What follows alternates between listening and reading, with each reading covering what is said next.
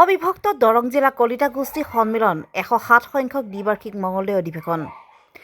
অবিভক্ত দৰং জিলা কলিতা জনগোষ্ঠী সন্মিলন 107 সংখ্যক দ্বিবাৰ্ষিক মঙলদৈ অধিৱেশন সনাতন ধৰ্মসভা প্ৰাংগণত মঙলদৈ ডাঃ ৰত্নেশ্বৰ চহৰীয়া সৰণী ক্ষেত্ৰত আজিৰে পৰা 22 আৰু 23 ফাগুন 7 আৰু 8 মাৰ্চ শনিবাৰ আৰু দেওবাৰে দুদিনীয়াকৈ অনুষ্ঠিত হয়। 7 মাৰ্চ শনিবাৰৰ নামঘৰ, ভঁৰালঘৰ, ৰন্ধনশালৰ বন্তি প্ৰজ্বলন, ভাগৱত পাঠ, পদপ্ৰক্ষালন, পতাকা উত্তোলন, স্মৃতি তৰ্পণ, প্ৰাণৰ শিল্পী জুবিন গাৰ্গৰ প্ৰতিচ্ছবিত পুষ্পাঞ্জলি অৰ্পণ, তোৰণ, ক্ষেত্ৰ, সভামঞ্চ উন্মোচন কাৰ্যসূচী সুকলমে অনুষ্ঠিত হৈ যায়। দুপৰীয়া বিষয় বাছনি সভা অনুষ্ঠিত কৰাৰ উপৰিও সাংস্কৃতিক প্ৰতিযোগিতা অনুষ্ঠিত কৰে। সন্মিলনত সন্ধিয়া ডঃ ভূপেন হাজৰিকা আৰু হিয়া ৰামথু, জুবিন গাৰ্গৰ প্ৰতিচ্ছবিত শ্ৰদ্ধাঞ্জলি আৰু বন্তি প্ৰজ্বলন আৰু শাখাসমূহৰ শিল্পীৰ দ্বাৰা পৰিৱেশিত সাংস্কৃতিক অনুষ্ঠানেৰে অনুষ্ঠানৰ সামৰণি পেলাব।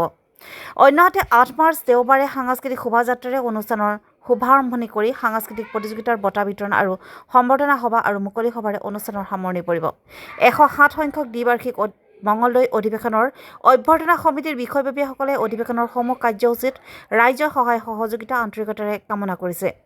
নামখলৰ পৰা চিন্তু কলিতাৰ প্ৰতিবেদন AIN লাইভ। সংখ্যক অধিৱেশন মঙলদৈ চহৰত সনাতন ধৰ্মসভা প্ৰাংগণত আৰম্ভ হৈছে। আজিৰ কাৰ্যসূচী আমাৰ প্ৰতিনিধি সভা, লগতে আমাৰ বিভিন্ন সাংস্কৃতিক প্ৰতিযোগিতা, দিহানাম, আইননাম ইত্যাদি। তাৰপিছত আমাৰ পতাকা উত্তোলন, স্মৃতি তৰ্পণ আৰু পদপ্ৰক্ষালন, আমাৰ জ্ঞাতিসকলৰ চৰণ হোৱা এটা অনুষ্ঠান থাকে আমাৰ ইয়াত। আমাৰ গোটেই দৰং জিলাবাসী ৰাইজৰ আমি ভীষণ সঁহাৰি পাইছোঁ আৰু এই সনাতন ধৰ্ম প্ৰাংগণত আমাৰ অনুষ্ঠান খুব সুন্দৰভাৱে চলি আছে। অহাকালি আমাৰ দ্বিতীয় দিনৰ কাৰ্যসূচী আছে মুকলি অধিৱেশন। এই মুকলি অধিৱেশনলৈ আমি বিশিষ্ট ব্যক্তিসকলক মাতিছোঁ। উদ্বোধন কৰিব, কালিৰ মুকলি সভা উদ্বোধন কৰিব ডঃ নিত্যানন্দ কলিতা, অধ্যক্ষ পুথিমাৰী মহাবিদ্যালয়, মুখ্য অতিথি মাননীয় ৰমেন ডেকা, ৰাজ্যপাল ছত্তীশগড়, নিৰ্দিষ্ট বক্তা ডঃ জ্ঞানন্দ বৰ্মন, অধ্যাপক কটন বিশ্ববিদ্যালয়, আৰু বিশিষ্ট অতিথি হিচাপে আমি আমাৰ অতি শ্ৰদ্ধাৰ ব্যক্তি অৱসৰপ্ৰাপ্ত লেফটেনেণ্ট জেনেৰেল ৰাণা প্ৰতাপ কলিতাদেৱক আমি আমন্ত্ৰণ জনাইছোঁ।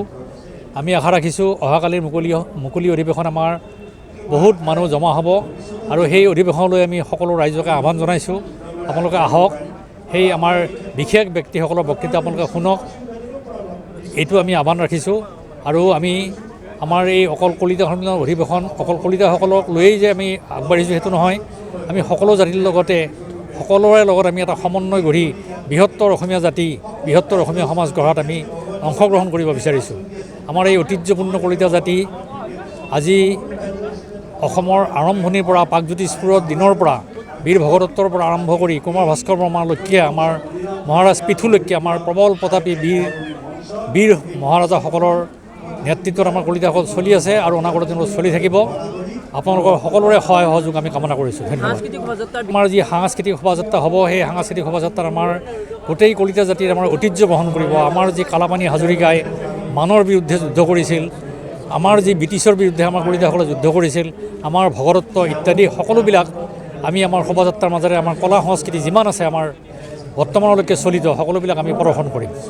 এইটোৱেই আমি মেছেজ পঠাব বিচাৰোঁ যে আমি যেনেকৈ কলিতা সন্মিলন গঠন কৰিছোঁ, এইটো উদ্দেশ্য এনেকুৱা নহয় যে আমি গোটেইবিলাক জাতিসত্তা যিমান আছে অসমৰ সকলো জাতিসত্তা মিলি বৃহৎ অসমীয়া জাতিসত্তা এটা গঠন কৰাই আমাৰ উদ্দেশ্য।